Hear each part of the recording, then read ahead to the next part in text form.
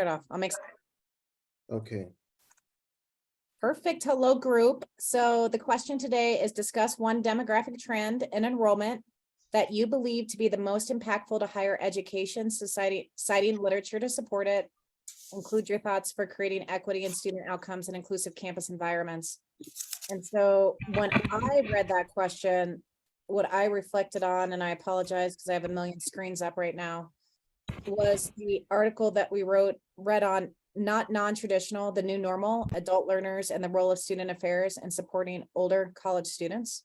Mhm. And the thing it really talked about, right, was adult learners, but that you have to build spaces that are impartially have non-traditional norms. And then the whole article went into, we shouldn't be saying not traditional students, we should be saying post, traditional students and kind of what that looks like, but creating spaces that allow autonomy and allow people to learn when they can, having full-time jobs. And what I think is higher ed is still built very, I just say archaically on the 18 to 24 age group, and they're not expanding where they should be in meeting students in their spaces or in their place that are really that non-traditional student, if that makes sense. Like, so for me in my job, I need flexibility, but I don't want to always go just online because I don't learn that well. So I need asynchronous and synchronous, and I need to have group work, but it has to be flexible on my schedule. And I still feel like we build into this rigidity and this mold. And so adult learners and higher ed is on the decline. And I think that's really because we're not creating spaces that they can flourish. And I think higher ed really needs to relook at what that looks like.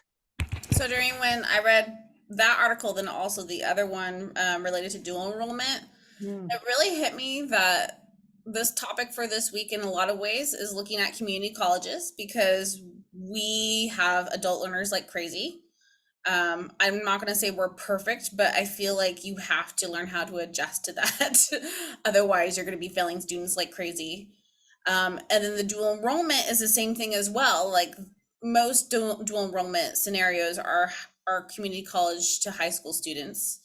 And in many ways, this is a pickup of community colleges of the failures of K through 12. So because K through 12 is not prepping students for college anymore, and they're not giving equitable results, dual enrollment's kind of this like, we'll just kind of push students into this pathway, and then they'll be more, rigorously prepared for college. It is replacing, I asked the question last week, is dual enrollment replacing AP? And it is replacing AP.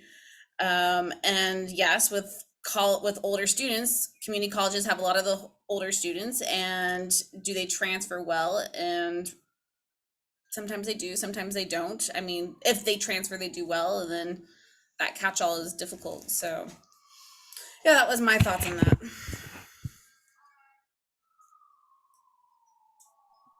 What I got from the readings was slightly different, because I look at the makeup of our class, and in reading the article from UT, it validates what I see from my own experience is the level of success being attained by women and the hurdles that men seem to be encountering, whether it might be self-imposed or it might be environmental in nature.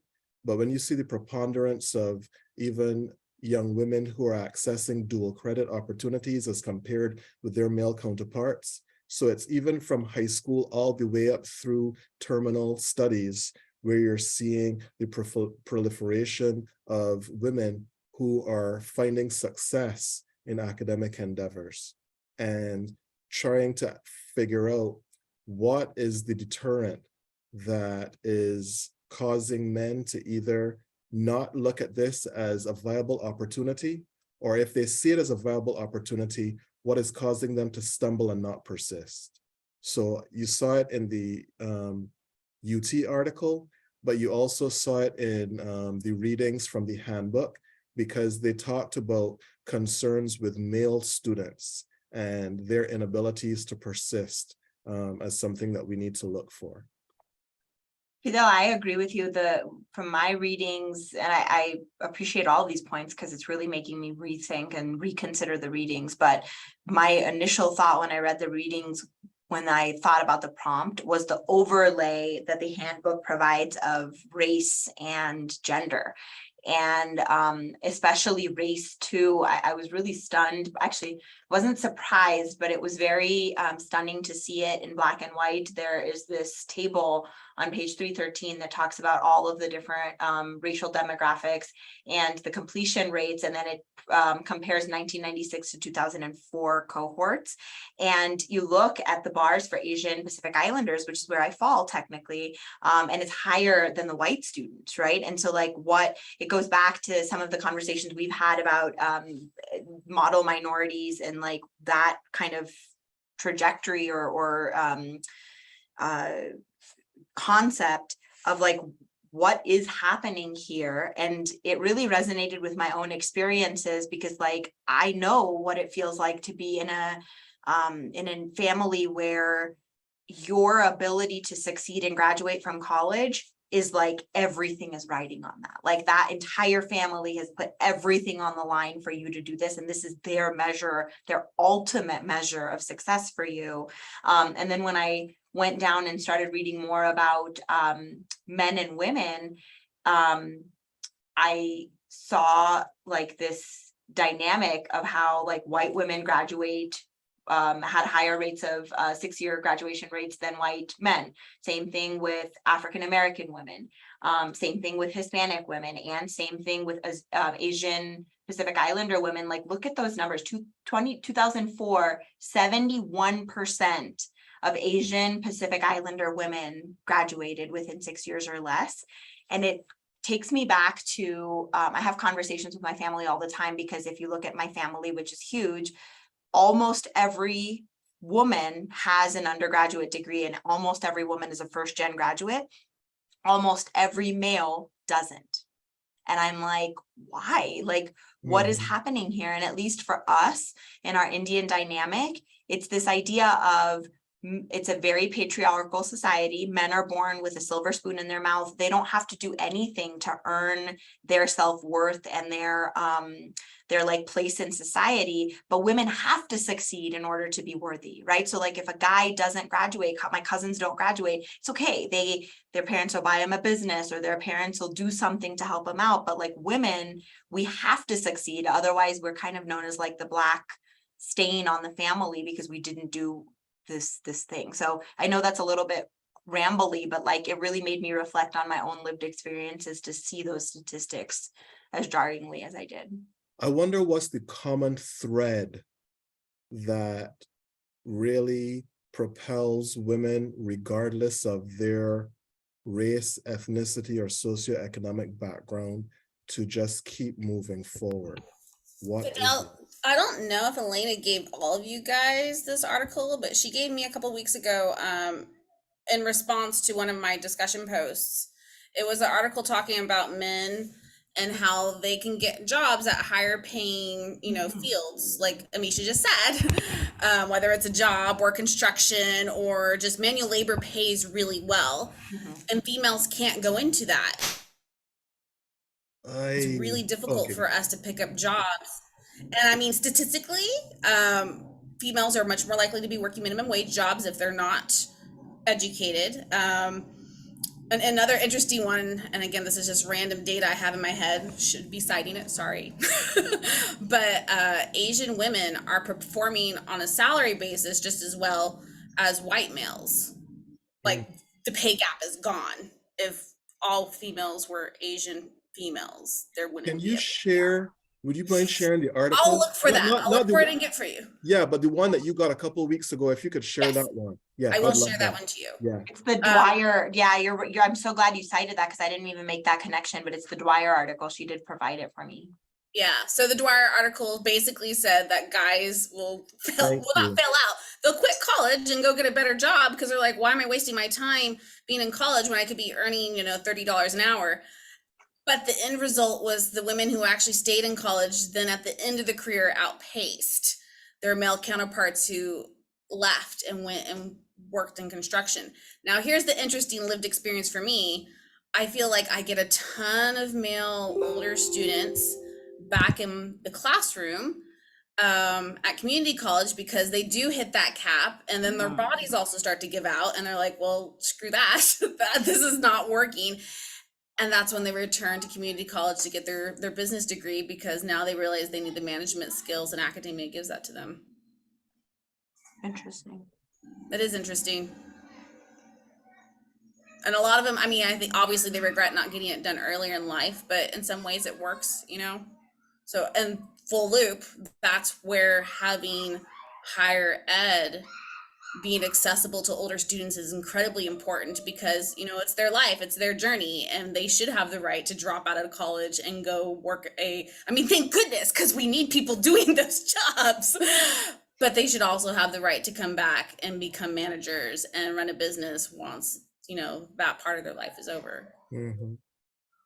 So circling back to like that thought of creating equity in student outcomes, I think honestly, I think this group itself has been talking about this concept since our first intensive that happened, which was this concept of on-ramps and off-ramps, right? Like, we expect young children, essentially, who their frontal cortexes aren't even developed fully yet, to decide what they want to do and what they want to study and what they want to take on inordinate amounts of debt in order to dedicate their lives to at a very young age. And a lot of them are saying, I can't choose this yet. And so, but academia is lacking these on-ramps and off-ramps to say, I'm not choosing yet, but I can come back to academia later without it being a failure of some sort. I think building those on-ramps, off-ramps, partnerships with industry strategically is a great way to create equity in the pathway of both regarding race and gender. Is this a shameless plug for our university? Yeah, I know, right? What was it? Unbounded Institute. Unbounded. It's gonna happen one day, I swear.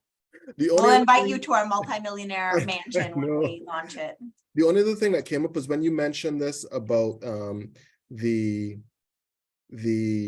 table on 313, is that we still group individuals into these mega groups, essentially.